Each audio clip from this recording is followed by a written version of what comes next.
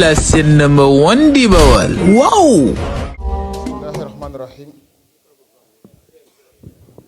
wal hasr innal insana la fi xusr illa allazina amanu wa amilu salihat wa tawasaw bil haqq wa tawasaw bis sabr.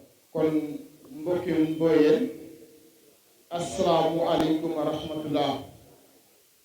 ñu ngi leen di nuyu di leen jaar bu baax a baax di jiital ci nuyoo bi nag le chef du village Baye Modou Bane. suñ ko nuyoo rek à travers moom nuyu nañ képp koo xam ne dafa dëkk Mboyeen. ci noonu aussi ñuy nuyu di ziare Baye Ousmane Sène chef de village bu Faqaan. Mboyeen nag mooy benn dëkk ñaari village ñetti penc ak ñetti amoo loolu mooy Mboyeen.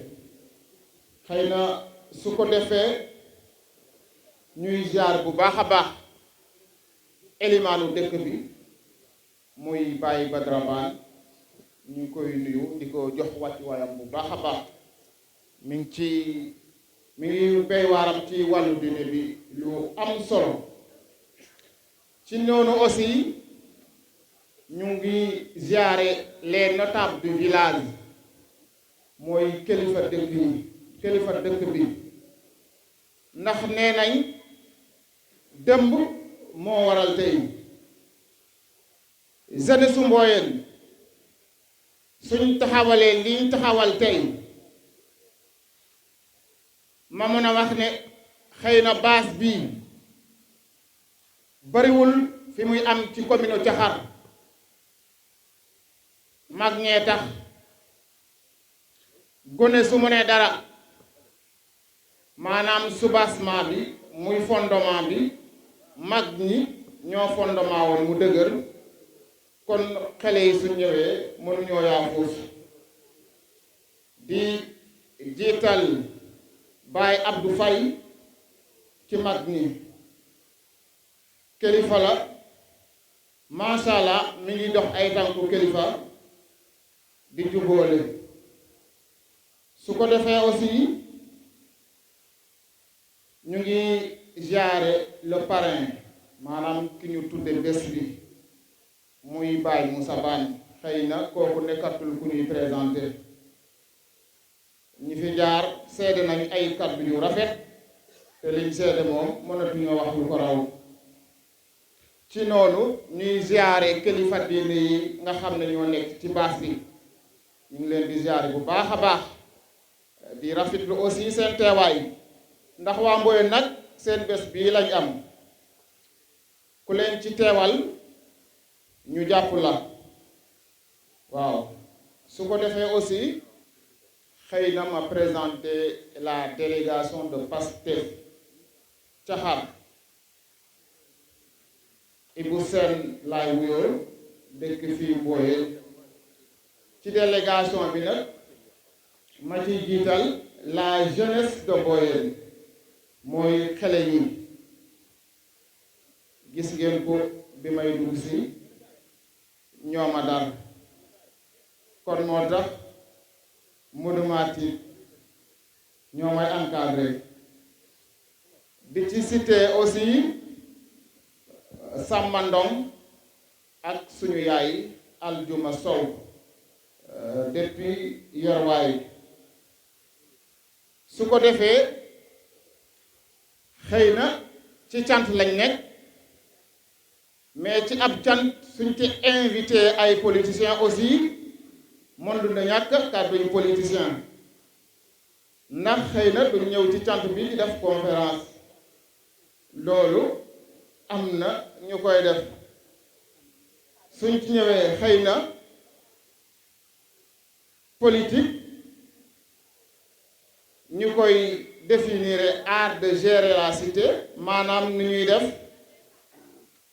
ba liñ bokk yem ki nekk Fongolemi ndox mu doy mën ko faa fekk, su feebaree mën a faju, école bu baax bu ay doomam di jànge mu am ko. xëy na ci loolu la ñuy wax. loolu nag dafa am fu muy jaar.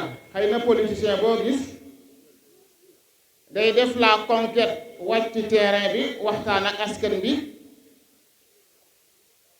su leen seen programme doyee ñu adhéré votel ko. te alhamdulillah ci côté boobu ñi ngi ciy sant waa Mboyeen bu baax a baax a baax a baax. li tax mooy ñaari élection yi nga xam ne ñoom lañ jën muy les élections présidentielles, parti au pouvoir Bassirou Diomaye moo fi gagné. ngeen feddlewaat ko aussi ci élection législative bi jox ko une majorité confortable. xëy na les réalisations nag duñ ci dugg. yéen a ngi seetaan télé di déglu rajo, actualité bi ngeen koy suivre. gis ngeen le gouvernement di wàññi li nga xam ne moo jëm ci dund bi, te loolu la mënal Sénégalais yi. organiser dëkk bi mu jaar yoon, mu wàññi dund gi, wàññi électricité bi, fi war a am ndox mu yóbbu fa ndox. loolu la état moom. li ci des nag liggéeyu population bi la, muy waa Mboyeen, muy waa Diakhar, département Bambey, ainsi de suite jusqu'au niveau national. développement wu Sénégal mu ngi ci sama loxo, mu ngi ci loxo kenn ku nekk ci yéen. li may wax nag développement c'est quelque chose de conjoint, maanaam état bi day jàpp fa mu nekk, ñun aussi population bi ñu jàpp fi ñu nekk. su ko defee kenn ku ci nekk su nekkee ca la ko war, incha allah Sénégal dina jóge, duma wax sax ci sous-développement, wante xëy na ci émergence bi ñuy wax, décoller jëm ci développement. su ma ñëwee nag xëy na ci côté commune bi, ndax état xëy na garab la, bànqaas yi xëy na ñooy les collectivités locales, ñu koy woowee bokk moomeel, muy commune. yenn saay damay déglu ci groupe Diakhar Info bi ñu naan état commune dugg na fii jël na fii. xëy na ñi koy wax dañoo maîtriser wul carrément domaine bi, mais collectivité locale bànqaas la ci état. dafa am intérêt individualisé yoo xam ne population Diakhar xëy na mën nañ koo lijjanti seen bopp. looloo waral décentralisation, ñu jox leen état, ñu jox leen commune, ab magistrat war koo jiite. su ñëwee fii ci suñ commune Diakhar ma koy ziare de passage monsieur le maire jiite ko, di ci góorgóorlu nag, di ci def lu am solo.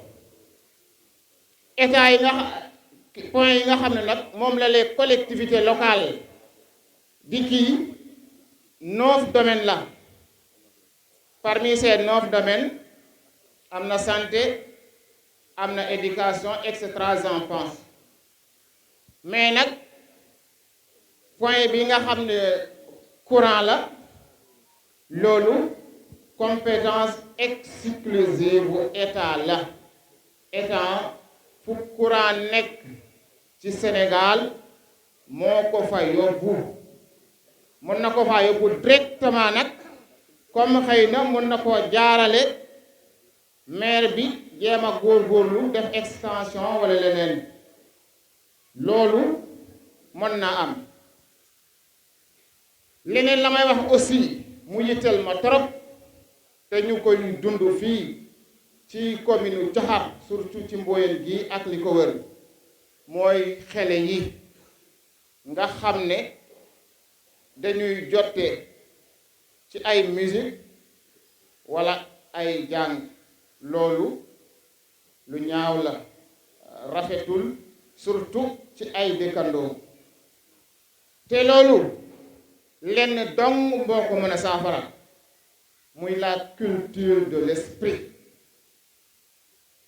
gone soo ko juree gannaaw ba nga ko aaree yar ko danga koy jànguloo mais nag bàyyi xale ci mbedd mi mu taxawaalu soo déggee ñu ne def na ñomees tangam xamal ne sa responsabilité engagé wu na nañ yaraat xale yi bu baax a baax te jàngloo leen nasaraan baa ngi fi arab baa ngi fi xale dañ koy jàngloo bu baax ci di tëjee sama kàddu nag ci jeunesse su Mboyeen na ma ko waxe woon rek comme fekk nañu suñ maam yi ak suñ papa yi fondement seen jaan wat ñoo de ñun ñoo ci des ñun ñooy assurer la relève te suñuy assurer la relève nag ci domaine yépp lay nekk domaine politique économique social j'en passe waaw te gis naa ne alhamdulillah ci côté boobu jeunesse su Mboyeen yàlla xam na ne sonaluñu état ndax base bii li muy rëy état joxewu fi emploi de ay entrepreneur lañ ñoom ñooy entreprendre di xoslu kon nag gàcce ngaalaamaa jeunesse su Mboyeen jeunesse su Caxar jeunesse su Sénégal war nañoo roy ci yéen te maa ngi gis ci dëkk bi lu rafet